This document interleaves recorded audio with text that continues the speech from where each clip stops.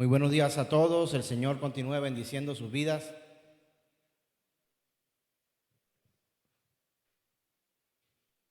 Hoy tenemos una vez más la oportunidad maravillosa de compartir su palabra, el mensaje de salvación que es a todos nosotros. Y bueno, venimos de una festividad muy grande internacionalmente conocida como la Navidad. Y el Señor nos ha permitido en este tiempo poder estar atentos y de acuerdo con su palabra, aprender la realidad que algunos celebran pero no conocen. Quiero iniciar comentando que por supuesto estamos para predicar el evangelio a las personas, pero quisiera hacer como una introducción con una situación que vivimos cotidianamente. ¿Será que usted va a la fiesta de alguien que usted considere su enemigo? Yo no iría.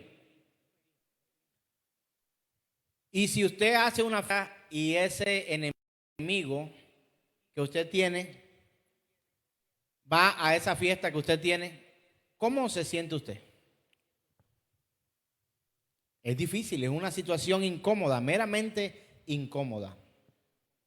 Lo voy a traer un poco a nuestra cotidianidad. He visto a los mismos que celebraron Navidad 24 al 25 de diciembre, también celebrar Halloween. Quizá con la misma intensidad, quizá con la misma pasión. ¿Y por qué este tipo de cosas ocurren? Algunos premeditadamente viven de esta forma, premeditadamente.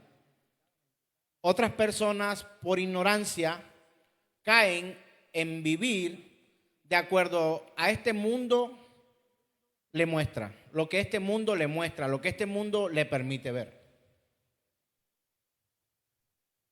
Pero hay una solución para nuestra ignorancia y es buscar no solo la inteligencia, sino la sabiduría. Y esta no proviene de ningún otro lado, sino única y exclusivamente de Dios. Si buscamos cientos de citas, vamos a recordar que el principio de la sabiduría es el temor al Señor. Entonces, algunos no le temen, no solo porque algunos de ellos están dispuestos no solo a no temerle, sino a retarlo, y lo hacemos o lo hice, o no sé si usted lo hizo alguna vez, sencillamente por ignorancia. ¿Y de qué ignorancia le hablo? La ignorancia de no conocer a Dios. Si yo supiera que alguien es mi enemigo, yo no iría a su casa, a menos que fuera para ponerme en paz con mi enemigo.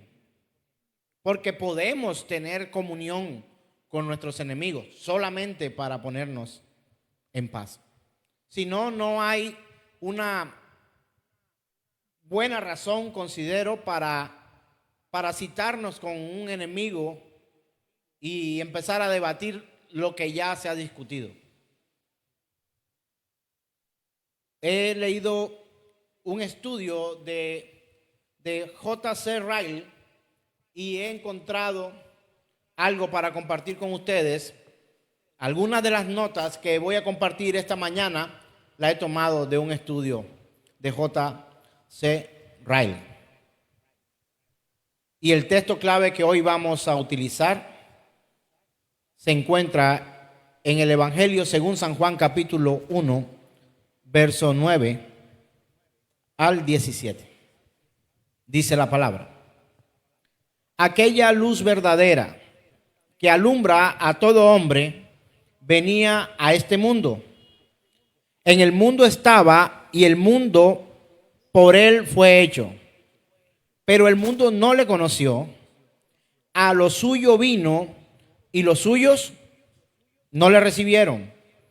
Mas a todos los que le recibieron, a los que creen en su nombre, les dio potestad de ser hechos hijos de Dios, los cuales no son engendrados de sangre, ni de voluntad de carne, ni de voluntad de varón, sino de Dios.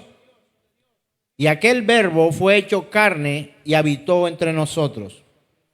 Y vimos su gloria, gloria como del unigénito del Padre, lleno de gracia y de verdad.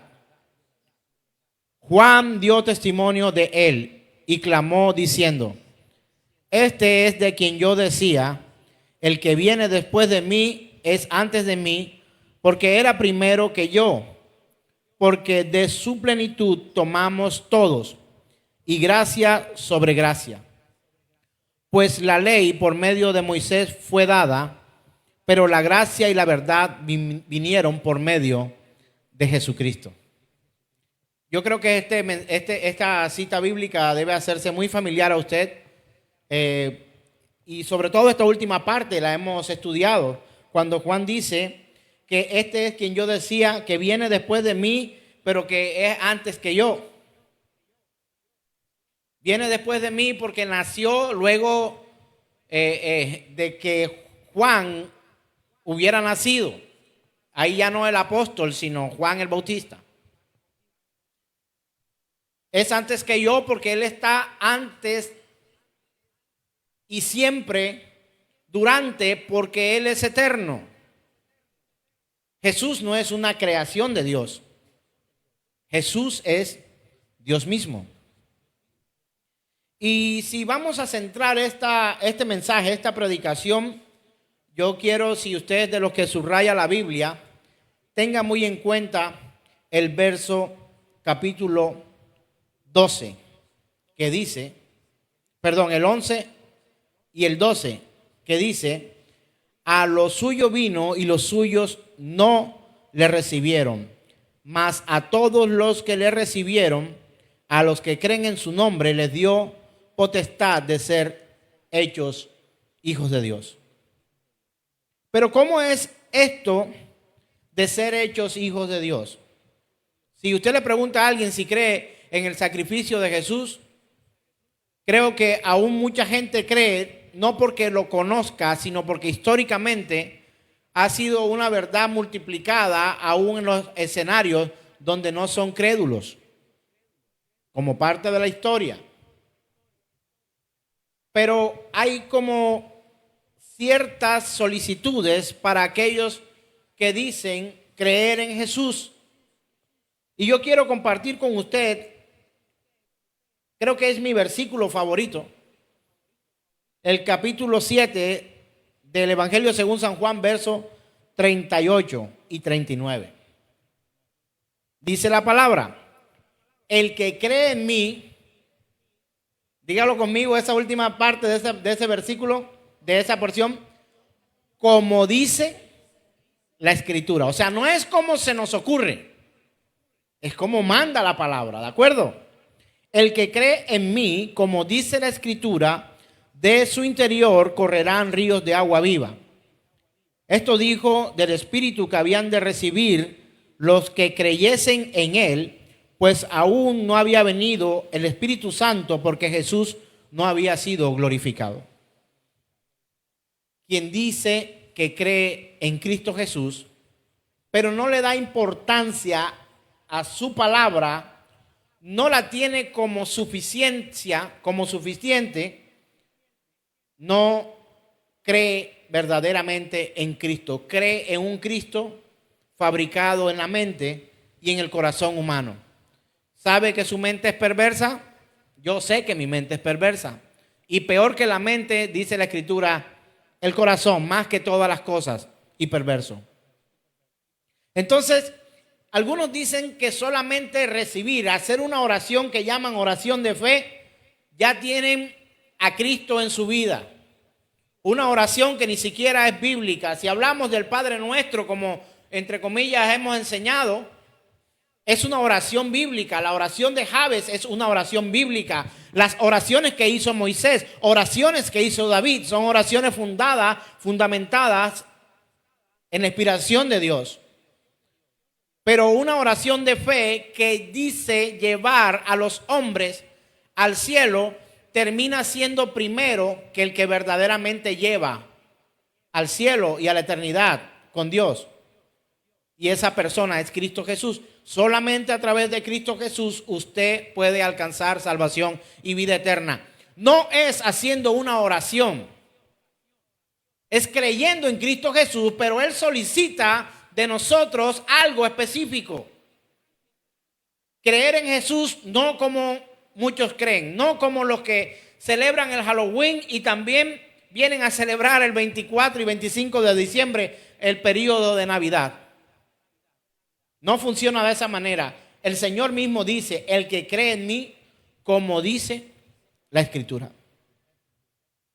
Y Juan capítulo 1, verso 14, es de las verdades más prodigiosas mostradas a la humanidad. Y encontramos en Evangelio según San Juan capítulo 1, verso 14, dice la Escritura, y aquel verbo fue hecho carne y habitó entre nosotros. Y ese es el título que hoy tenemos para nuestra predicación. Juan capítulo 1, verso 14. Y aquel verbo fue hecho carne y habitó entre nosotros. Pero ¿qué significa esto para nuestras vidas? Creo que si le preguntara a todos los que aquí se encuentran, dirían cosas como: el Señor, siendo Dios, se convirtió a humano y habitó entre nosotros. Esa es la verdad. Pero dentro de esa verdad vamos a encontrar cosas que quizás antes no podíamos comprender porque era una verdad general aún predicada por los incrédulos. Pero a la luz de la palabra vamos a mirar. La verdad principal de este versículo enseña la realidad de la encarnación de nuestro Señor Jesucristo, o dicho de otra manera, el haber sido hecho hombre y que habitara en medio de nosotros. Eso es la verdad de este versículo. De hecho, la misma Escritura dice que quien no acepta que Jesús vino en carne, en huesos, y que su sangre fue derramada, que estuvo aquí en medio nuestro, no puede alcanzar la eternidad con Dios. Creo, aún como la Escritura anuncia, es una de las señales del anticristo en medio de nosotros y aún en medio de lo que se hace llamar iglesia. Juan nos dice, aquel verbo fue hecho carne y habitó entre nosotros. Y el claro significado de estas palabras es que nuestro divino Salvador tomó una naturaleza humana a fin de salvar a los pecadores. Él no vino de paseo a esta tierra. De hecho, no estuvo mucho tiempo habitando como hombre en medio nuestro. ¿Cuántos años es que dice la Escritura que los hombres empezarían a durar? Un periodo corto de tiempo, menos de 100 años. ¿Cierto que sí? La Escritura declara que hay un tiempo para los hombres y estos años al parecer han venido acortándose porque leemos hombres de 800, de 700, de 500 años, de 200 años, pero en esta época los años de los hombres, una generación está alrededor de los 80 años. Realmente se hizo Él carne en medio nuestro, es una verdad que declara la Escritura. Es una verdad que es enseñada no por hombres, sino por Dios mismo a través de la Biblia, a través de su palabra. Y Él realmente se hizo hombre como nosotros en todas las cosas, con la única excepción de que nunca pecó. Nunca. Si usted dice nunca, es categórico, nunca es nunca. No hay otra cosa para decir, no, es que medio sí, medio no. Algunos le achacan algunas cosas a Jesús que no son consideradas pecado por Dios, pero por ejemplo que era el esposo de María Magdalena o era marido de María Magdalena. De hecho, algunos se atreven a hablar incluso de una relación casi homosexual entre Juan y el Señor. Es un atrevimiento y una blasfemia terrible. ¿Sabe por qué? Porque sencillamente no entienden el amor de Dios, porque no conocen el amor de Dios.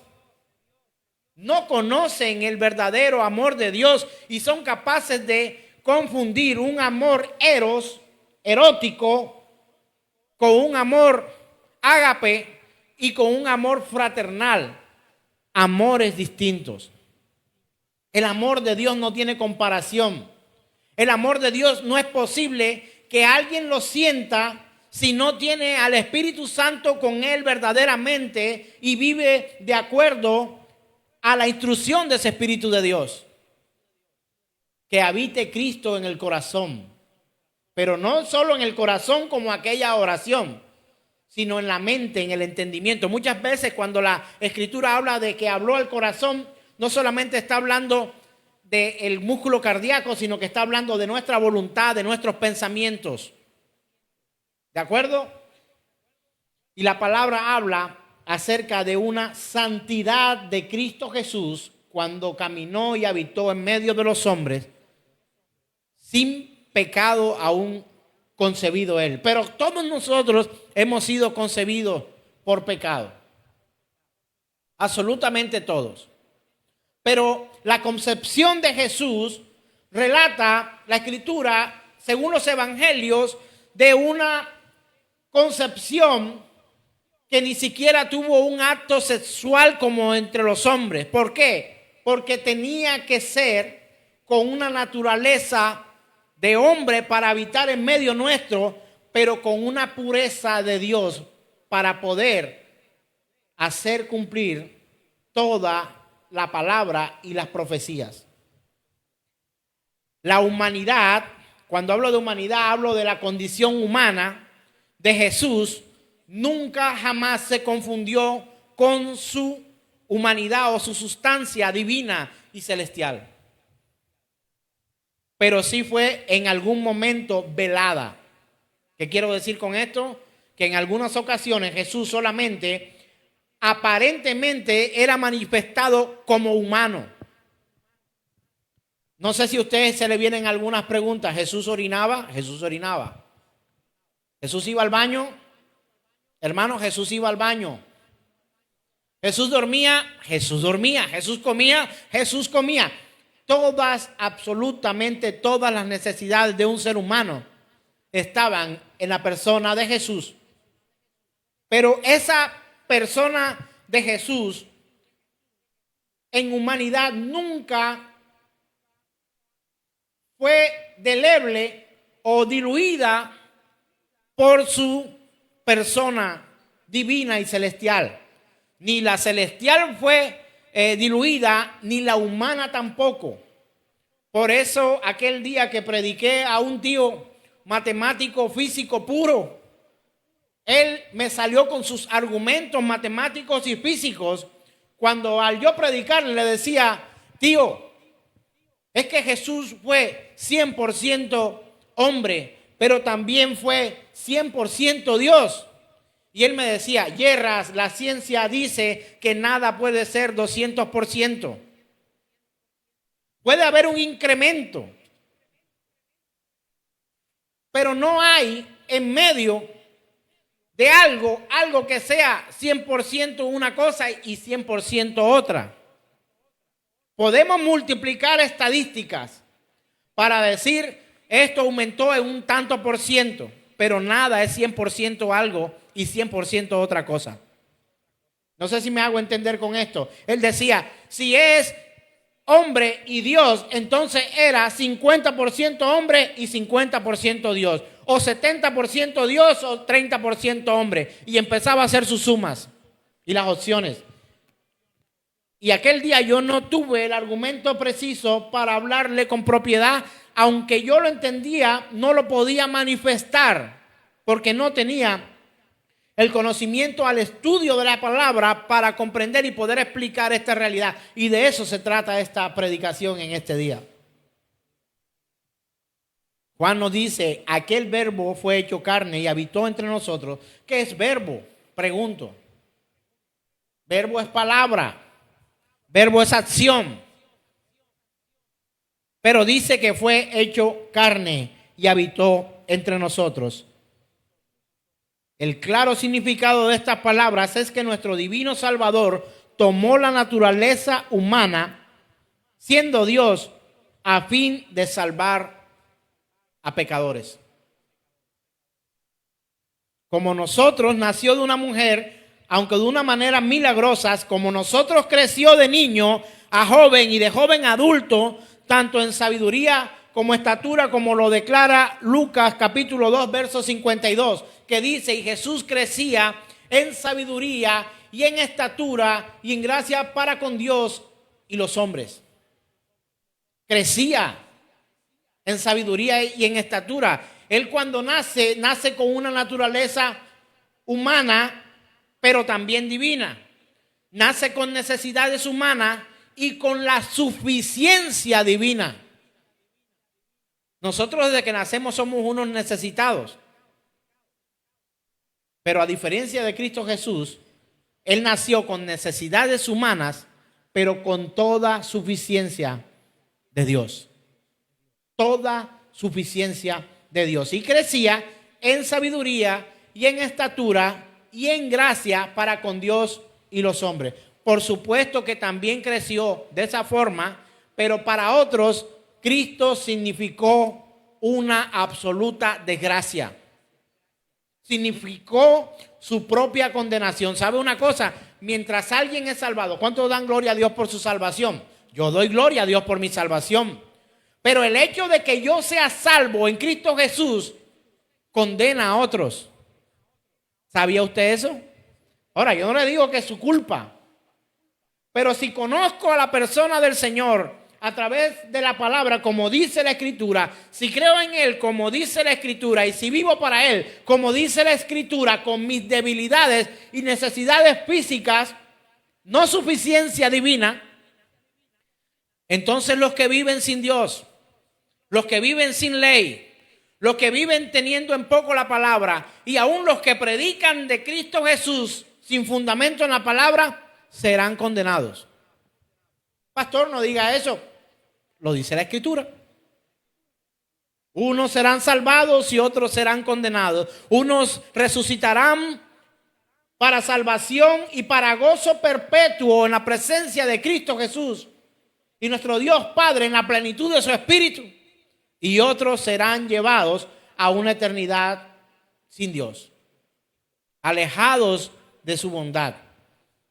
Allí será el lloro y el crujir de dientes.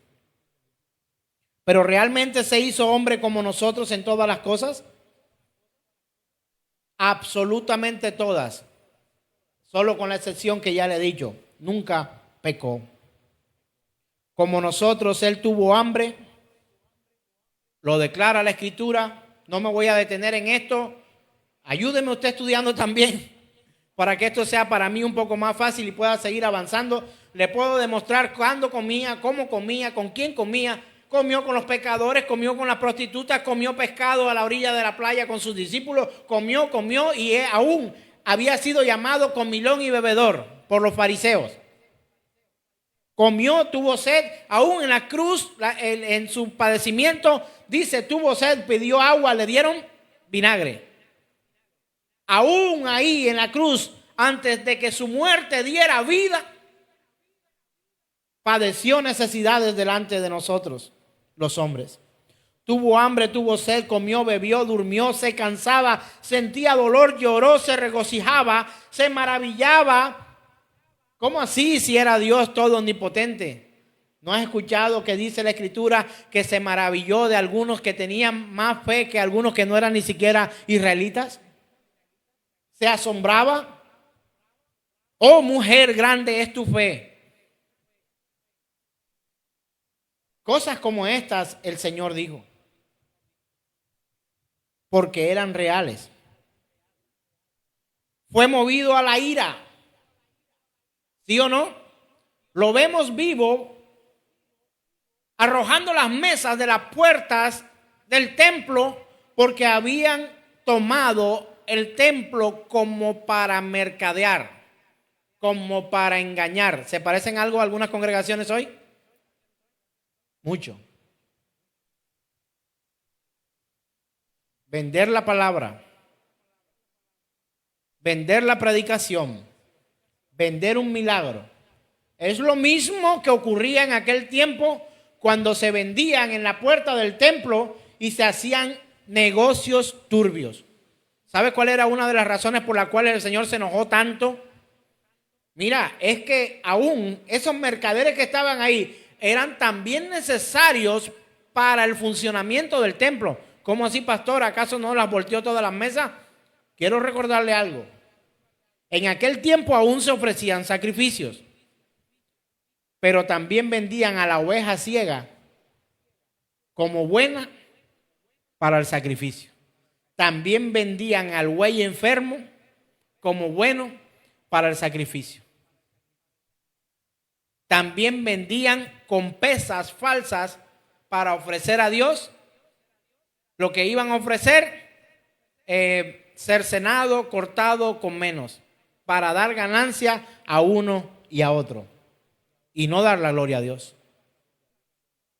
Aquellas ovejas, antes de ser mostradas en el altar del sacrificio, pasaban por diferentes manos, y algunas de ellas, porque las que las revisaban eran humanos, quizás pasaban por allá. Al menos 3 veces, según la tradición, eran revisadas. 2 veces, según el estudio que leía, eran revisadas, una por una mano, otra por otra, hasta que llegaban a las manos de aquel que iba a ofrecerle en sacrificio. De la misma forma en que Jesús fue mostrado una vez ante Poncio Pilato, y encontramos que Poncio dijo: yo no encuentro ningún delito en ti y te voy a mandar ante el gobernador. Ellos no eran sacerdotes, pero también se cumple en el Señor de que fue analizado él en su conducta para ver si era digno de muerte. Y lo mandaron ante el César, ¿verdad? Al gobernador, perdón, ante Herodes. Lo revisa Pilato, lo manda a Herodes. Herodes, estando allí, también dice: pero yo quería era conocerte, pero la verdad no sé por qué te traen, si eres perfecto. Parafraseando, ¿no? No, yo no encuentro. O sea, al final de cuentas, llevan a Jesús ante los sacerdotes y dicen: que se haga, pero la culpa es de ustedes. ¿Y qué hace Pilato? Se lava sus manos. ¿Por qué? Porque no encontró defecto en él. Mis queridos hermanos, cuando él se hizo carne, asumió un cuerpo. Él oraba, leía las escrituras, sufría al ser tentado y sometía su voluntad humana a la voluntad de Dios el Padre.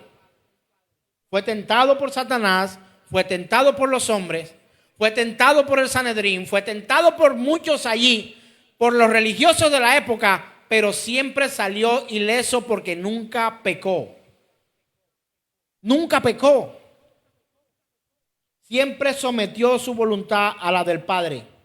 Y por último, el mismo cuerpo de él sufrió y derramó su sangre, realmente murió, realmente fue sepultado, realmente resucitó y realmente ascendió al cielo. Y sin embargo, durante todo ese tiempo, él era Dios y también era hombre.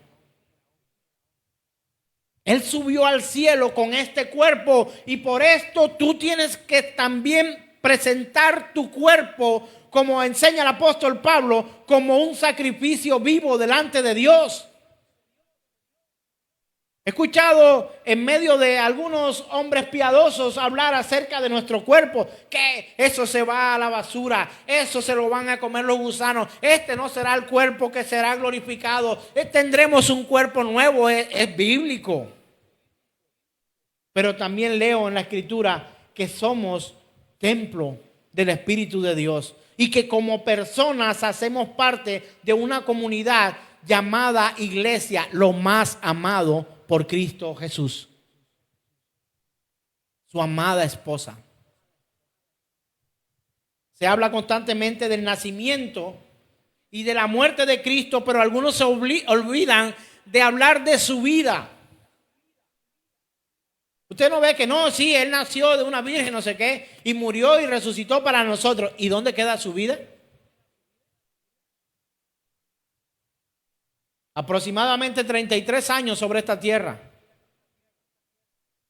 Pero ¿qué hizo Jesús en esos 33 años. Lo que hablábamos en la predicación anterior, dio gloria al Padre. Glorificó el nombre del Señor en todo tiempo. Lo hizo consciente, lo hizo como hombre y aún experimentó la soledad, la angustia y el dolor en una cruz para salvarnos. Esta unión de dos naturalezas en la persona única de Cristo Jesús es sin duda uno de los misterios más grandes de la religión cristiana. Algunos no pueden entenderlo, ni siquiera aceptarlo, y otros ni siquiera lo entienden porque no se interesan de conocer la parte humana, esto de carne. Se hizo carne.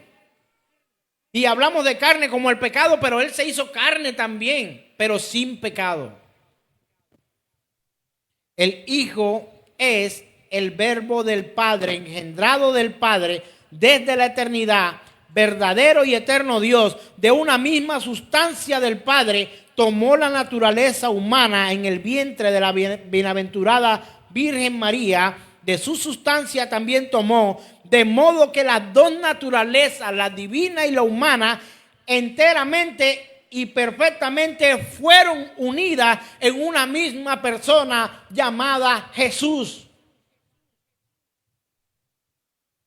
Algunas cosas, y de hecho algunos hemos estereotipado algunos hombres de la Biblia como David, como Pablo, como hombres que sufrieron, como si tuvieran un algo especial además de humanidad, como si fueran pequeños dioses, como si fueran hombres infalibles. Eran 100% humanos, pero ¿sabe qué otra cosa?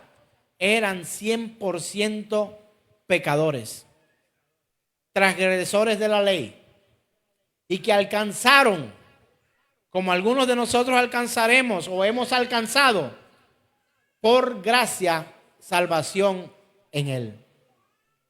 Estas dos naturalezas enteras y perfectamente fueron unidas en una sola persona para no ser separadas jamás, de lo que resultó un solo Cristo, un verdadero Dios y un verdadero hombre.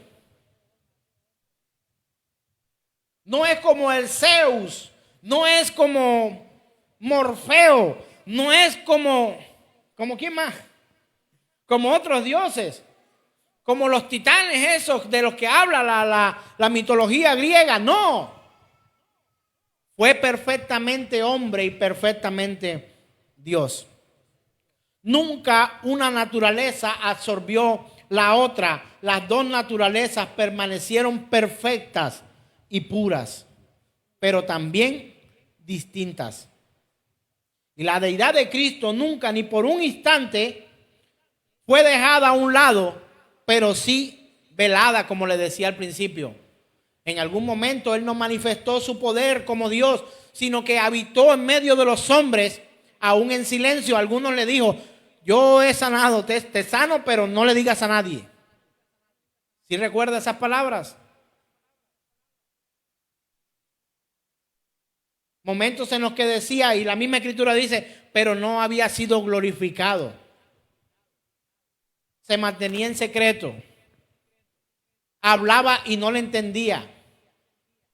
Hablaba en parábolas solamente, en algunos casos, y hablaba con la propiedad que Dios le había dado como Dios, pero también con la humanidad que Dios había permitido, y Él se había permitido como Dios habitar en medio de nosotros. La humanidad de Cristo durante su vida nunca, ni por un momento, fue diferente a la nuestra. Absolutamente toda, con las mismas necesidades y de hecho con las mismas capacidades humanas. Aunque con la deidad era grandemente dignificada esa parte humana del Señor. Timoteo capítulo 1, primera carta del apóstol Pablo a Timoteo, primera carta, capítulo 3, verso 16. Dice lo siguiente: porque el que sufrió por el pecado en la cruz fue hecho pecado por nosotros y era manifiesto en la carne. Lo vamos a leer aquí en la escritura. Primera carta del apóstol Pablo a Timoteo, capítulo 3, verso 16. Cita lo siguiente: e indiscutiblemente grande es el misterio de la piedad. Dios fue manifestado justificado en el Espíritu, visto de los ángeles, predicado a los gentiles, creído en el mundo, recibido arriba en gloria. Manifestado en carne. Hermanos, si usted tiene dudas de la humanidad, cuando hablo de humanidad estoy hablando de la parte humana de Cristo, o necesitas más estudio o necesitas arrepentimiento. Una de dos. O necesitas más estudio o necesitas arrepentimiento para que su gracia quite el velo que pueda haber en ti. La sangre con la que fue comprada la iglesia es llamada la sangre de Dios. Hechos 20:28 dice lo siguiente. Hechos, libro de Hechos, capítulo 20, verso 28 dice: Por tanto, mirad por vosotros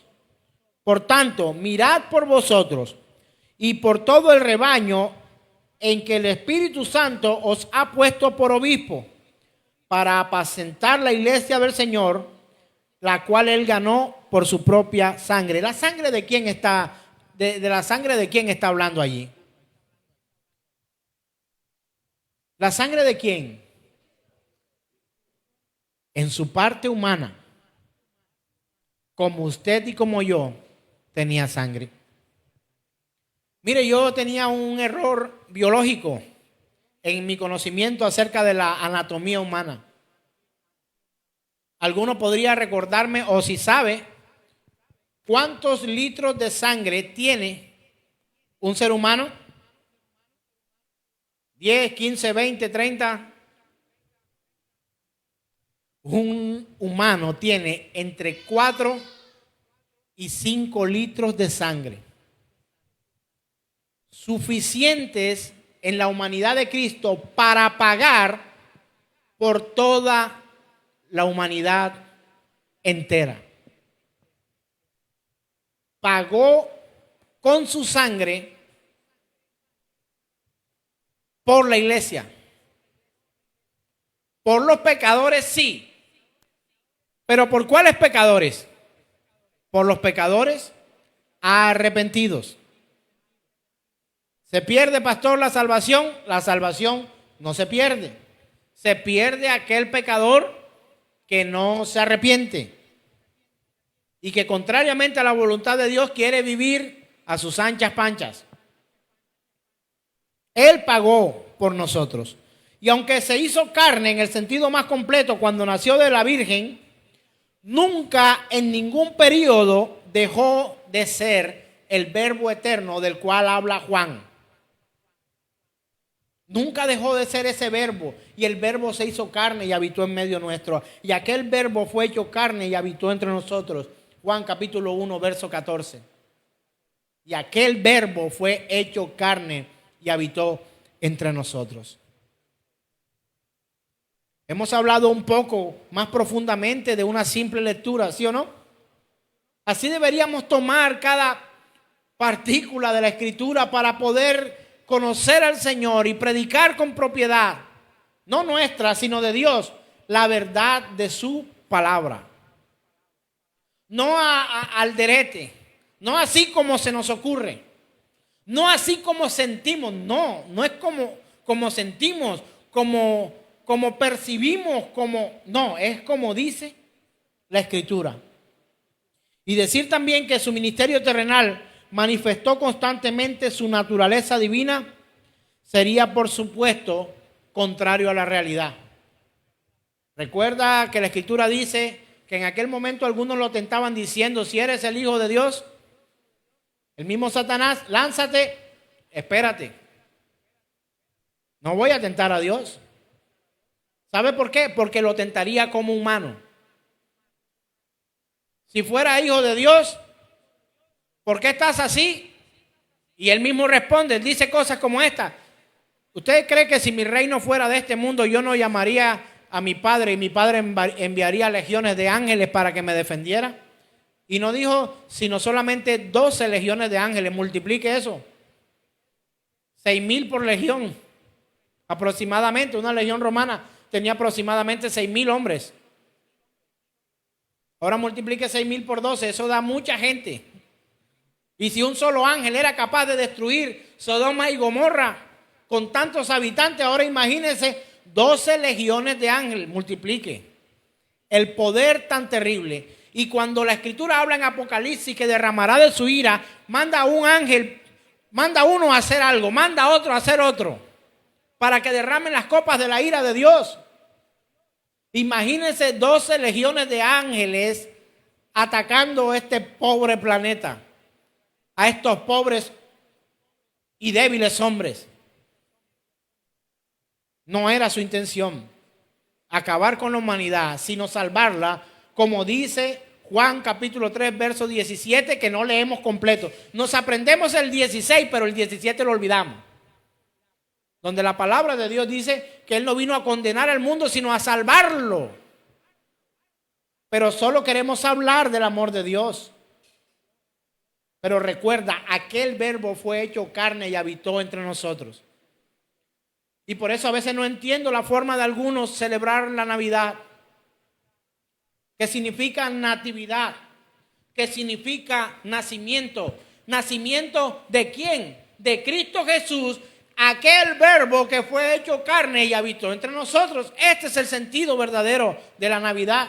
No es Santa Claus, no es Papá Noel, no es el niño Dios, nada de eso. Es la persona de Cristo Jesús en medio de los hombres para traer salvación y vida eterna para todo aquel que cree en Él, según dice la Escritura. Y cuando dice la Escritura que el verbo fue hecho carne y habitó entre nosotros, para mí en este estudio fue develado algo que, aunque lo podía explicar separado, no había tenido la oportunidad de recordarlo juntos, aquí pegaditos. Porque esta maravillosa verdad nos confronta en esta realidad a nosotros. El Señor se hizo carne por una sola razón: salvación. Pero cuando yo leo esto, en medio de este estudio y de estos apuntes de Riley, entiendo una gran verdad que para mí, aunque estaba por separada, no la había logrado reunir en una sola predicación. ¿Usted recuerda lo que dice capítulo 2 de Génesis, verso 22? Si no lo recuerda, aquí lo tiene. Dice: y de la costilla que Jehová Dios tomó del hombre, ¿qué dice?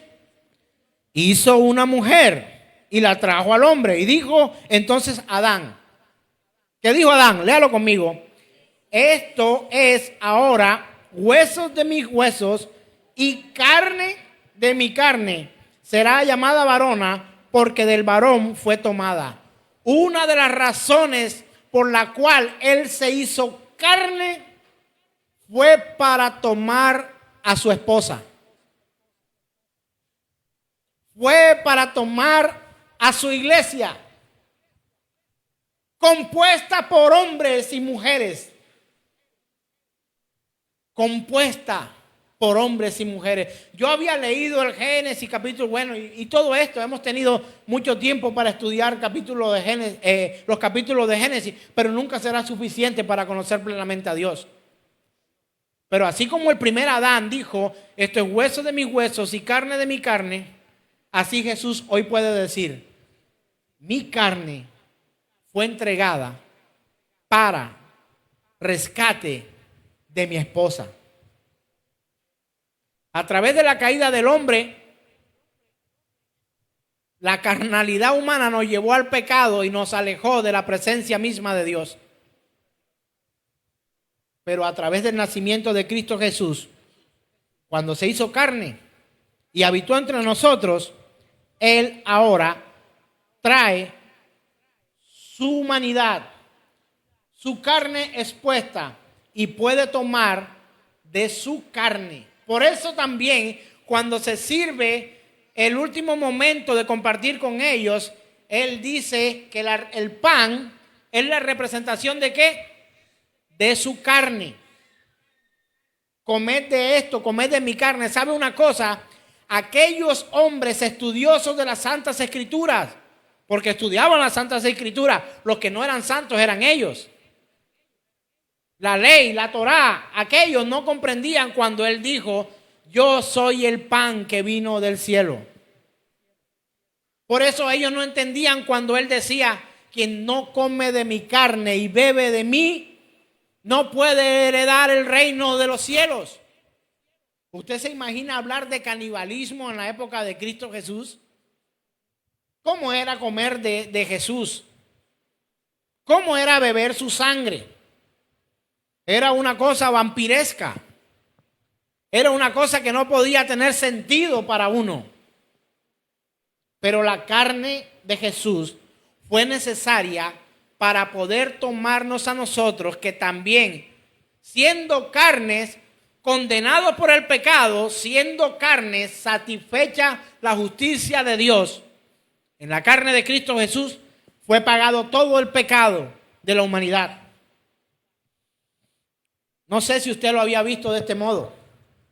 No sé si como para mí ha sido una verdad más develada que lo que antes podía yo tener. Charles Spurgeon, el llamado príncipe de los predicadores, creo que Charles Spurgeon, si escuchara esto en vivo y en directo, diría, no me llamen así, por la calidad de hombre y conocedor de las Escrituras, pero hombre, pecador como usted y yo. Él escribió esto. Nótese que la palabra carne está allí. No dice el verbo se hizo hombre. Significa eso, pero por el uso de la palabra carne, trae Jesús aún más cerca de nosotros y muestra que Él tomó para sí la misma naturaleza y sustancia de la humanidad. Él no simplemente asume el nombre y noción y apariencia de la humanidad del hombre, sino que la realidad, Él en realidad toma en unión con Él la debilidad, el sufrimiento, la moralidad de nuestra propia humanidad. Absolutamente toda. Él no solamente se hizo carne y ya. El hecho de Él hacerse carne nos da a nosotros la oportunidad de comprender cómo debe vivir un hijo de Dios en esta tierra y cómo a través de su sacrificio como hombre en una cruz para pagar la justa ira de Dios, nos da a nosotros salvación y vida eterna. Yo aspiro que usted que escucha este mensaje nunca más vuelva a celebrar la Navidad como quizá la celebró este año, sin comprender la profundidad de que un día el Salvador vino al mundo en carne, se hizo carne para traer a nosotros salvación. Dice Charles Spurgeon, cuando el Señor vino a ser hueso de nuestros huesos y carne de nuestra carne, su encarnación en un cuerpo humano lo trajo mucho más cerca al hombre que cuando solamente habitaba entre cortinas y ocupaba en una tienda en medio de Israel un lugar. Antes, en el Antiguo Testamento, vemos que Dios habitaba en medio de ellos entre cortinas, en el tabernáculo. Y movían eso de acuerdo a la disposición de Dios. Más claramente lo vemos en el día movido por una nube que cubría al pueblo. Y de noche a través de una columna de fuego. Cuando salieron de Egipto. Y habitaba allí. Y estaba el arca, la presencia misma de Dios habitaba en un arca de madera con oro. Y algunas cositas dentro como la vara, las tablas de la ley. Y le digo algo. El Señor dijo basta. Ya no más arca. ¿Sabe usted qué ocurriría si el arca apareciera hoy? Yo sería uno de ellos. Tomaría un vuelo donde sea para ir a ver esa arca. Trabajaría el resto de mi vida para ir a mirarla. Pero aquella sería objeto de adoración y de falsa adoración, porque él tomó la decisión de no estar ya, lo digo entre comillas y con temor y temblor, para los hombres, metido en una caja de madera para manifestarse en medio de nosotros como hombre. Por eso el libro de Hebreos dice que este sacerdote sí puede compadecerse de nosotros.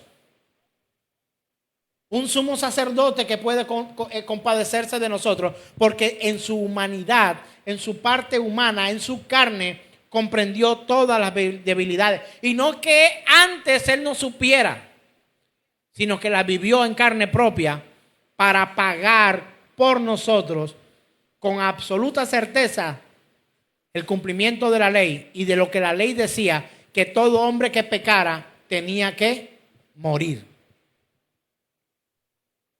Así que esta unión constante e indivisible entre dos naturalezas perfectas en la persona de Cristo es exactamente lo que le da valor infinito a su mediación y lo califica para ser mediador indiscutible entre nosotros los pecadores y nuestro Dios, nuestro Señor.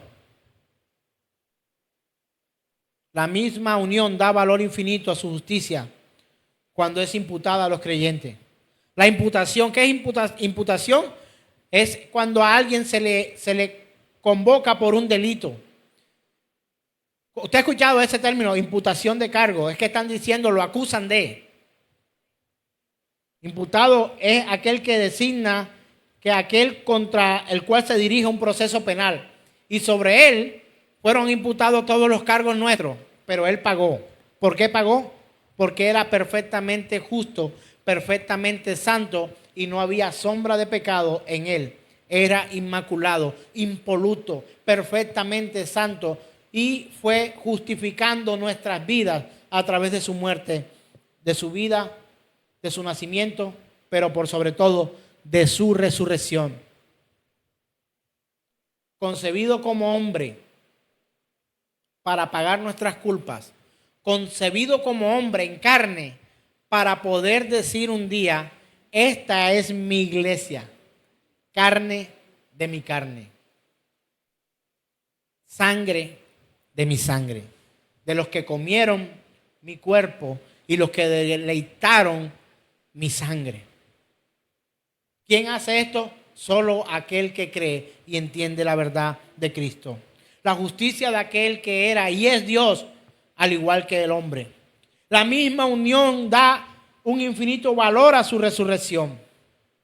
El segundo Adán es más grande de lo que fue el primer Adán. El primer Adán pecó y fue apartado de la presencia de Dios. El primer Adán era solo hombre y como tal cayó. Pero el segundo Adán era Dios al igual que hombre y por esto venció completamente. Venció completamente. El Verbo se hizo carne, pero nos preguntamos, entonces puede conmoverse por el sentimiento de las debilidades de su pueblo, porque él mismo sufrió todas las tentaciones. El Verbo se hizo carne, entonces nos puede dar un patrón y ejemplo perfecto para nuestra vida cotidiana. ¿Cómo vivir según Cristo? Como Él vivió. ¿Hay alguien en Cristo en este lugar? De toda esta gente que está aquí, podría decir, yo estoy en Cristo. Primera carta del apóstol Juan, capítulo 2, verso 6, dice lo siguiente. El que dice que permanece en Él, léalo conmigo, debe andar como Él anduvo. Le vuelvo a hacer la pregunta. ¿Permanece usted en el Señor? Si usted me dice que sí, tendría que responderme que sí a la pregunta, ¿anda usted como Él anduvo? Si se la pregunta en una sola pregunta, usted va a decir que sí. ¿Usted permanece en Él? Usted va a decir sí, claro. Pero le hago la segunda pregunta, ¿anda usted como Él anduvo? Solamente Él, perfecto, pudo agradar a Dios en su actuar como hombre. Nosotros todos hemos decepcionado a Dios. Le hemos fallado a Dios. Hemos pecado en contra de Dios. Escupimos en el rostro de Cristo. Y muchos hoy se hacen llamar iglesia y siguen haciéndolo, pero hay una parte de la humanidad arrepentida que busca que a través de ese sacrificio de Cristo Jesús todos sus pecados sean justificados, haciéndonos Él entonces justo delante del Padre. El Verbo se hizo carne, entonces Él mismo sufrió todo esto. Por eso el que dice que tiene a Cristo, pero anda como quiere, esto y que es que yo busco a Dios a mi manera, a Dios no le interesa. Este tipo de personas están lejos de la voluntad del Señor. El que dice que permanece en Él debe andar como Él anduvo. Y el que dice que cree en Él debe creer como dice la Escritura.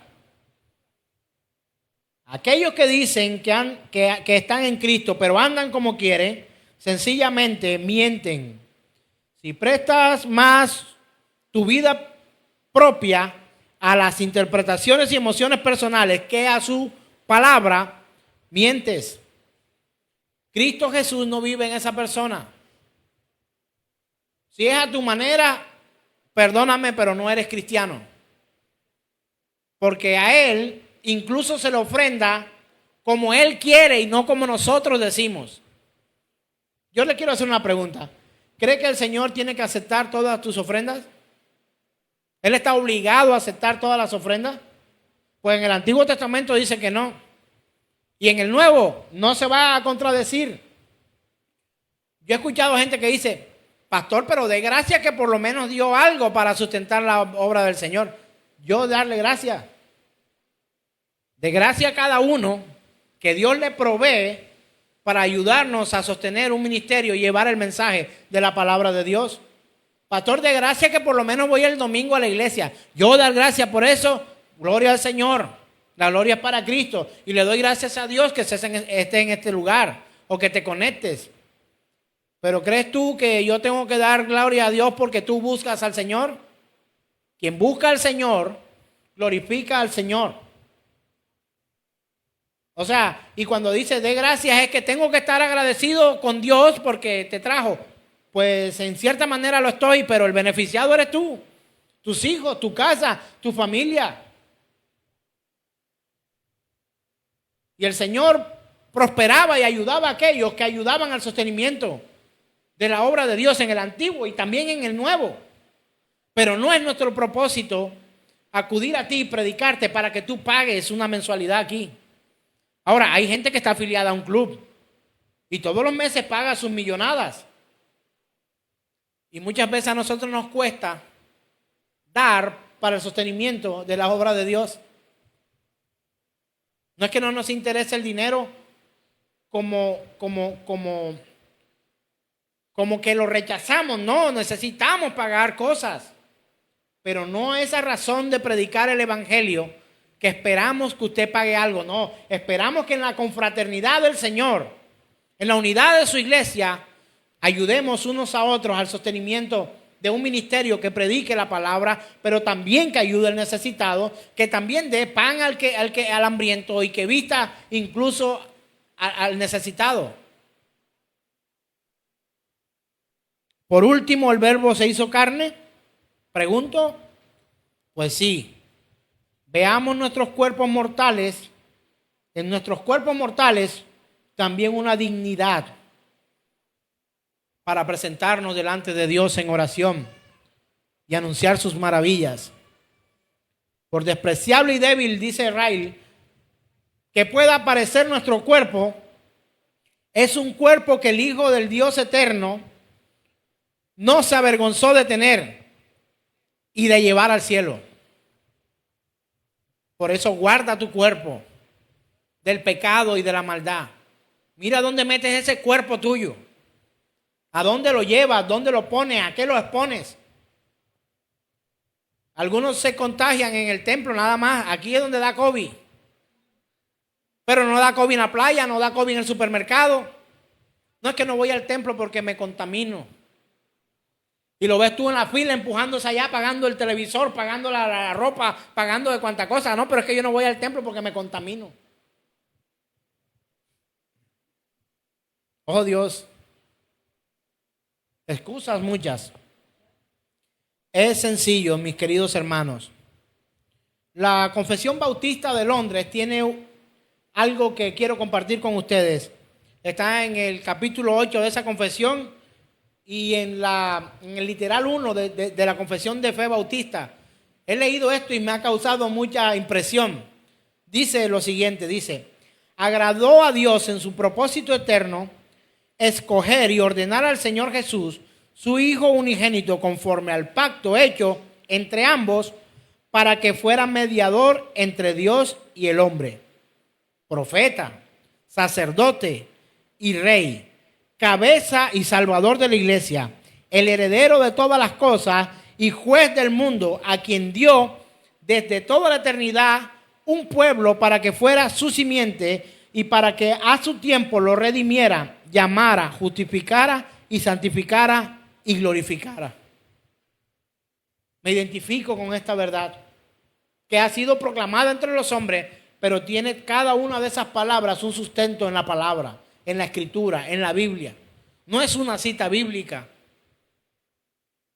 No me puedo parar aquí a predicar los catecismos de ciertas denominaciones, aunque muchos de ellos contienen verdades absolutas porque han sido tomadas de la palabra de Dios. Y este es un ejemplo de ella.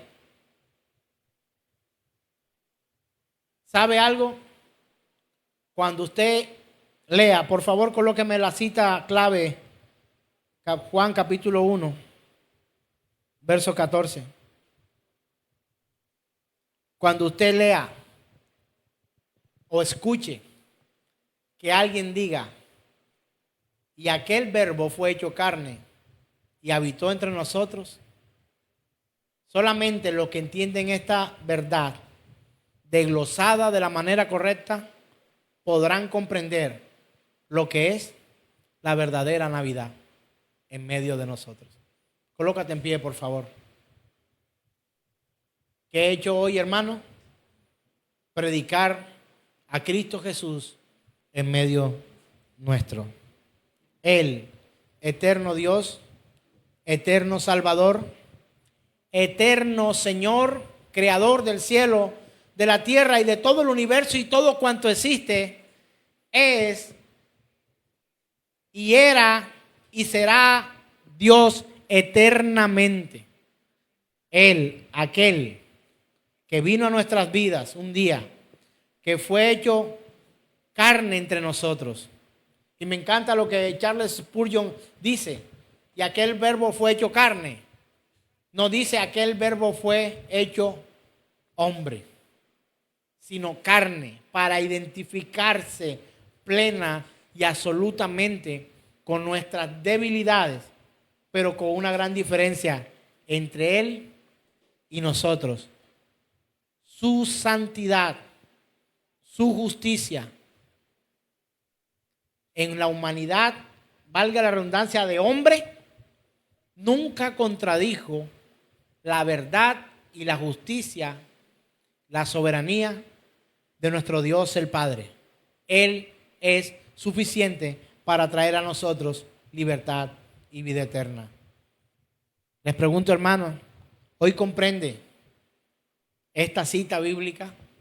Y aquel verbo fue hecho carne y habitó entre nosotros. Porque si su respuesta es sí, me doy por bien servido de que mi vida sea prestada para llevar la verdad de aquel que nos sacó de las tinieblas y nos trajo a su luz admirable. El verbo fue hecho carne y habitó entre nosotros. Él es Dios santo. Aunque es Dios, también fue hombre, perfectamente hombre entre nosotros.